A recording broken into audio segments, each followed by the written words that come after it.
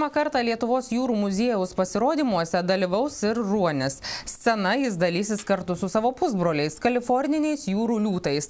Užteko vos mėnesio, kad žmonių išaugintas ruoniukas išmoktų pagrindinių triukų. Šiuo metu muziejuje ryškiausios žvaigždės – kaliforniniai jūrų liūtai. Jaunikliai Matilda, Karės, Čilė ir lankytojų pamėgti senbuviai Lija, Basta ir Henris.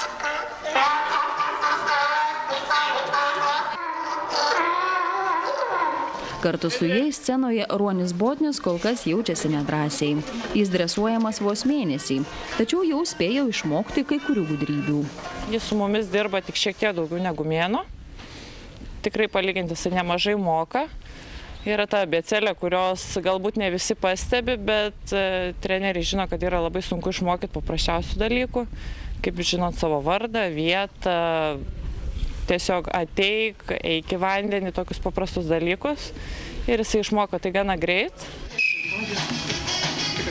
Botnis pasaulį išvydo muziejuje. Ruoniuką išaugino muziejininkai, žmonių jis nebijo. Todėl dresuotojai tikisi, kad kas kartą jis bus vis drąsesnis.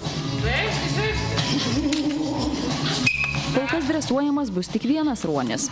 Renginiams būtų galima ruošti ir šiemet atvestą jauniklį, tačiau jis muziejuje ilgai neužsibus.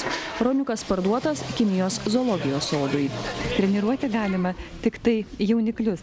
Vyresnis gyvūnas treniravimui sunkiai pasiduoda. Ir tas ruoniukas, kuris yra šiemetinukas, kuris yra dar be vardo, jau yra susiplanavęs kelionę. Jį iš mūsų perkasi kinai ir jisai po vardynų keliaus į Kiniją. Susidraugauti su kaliforniniais jūrų liūtais Botnių nesunku. Liūtai dar vadinami ruonių giminaičiais. Jie paplitę ramiajame vandenyne prie Kalifornijos ir Meksikos krantų. O ilgasnukiai ruoniai gyvena Baltijos jūros pakrantėse.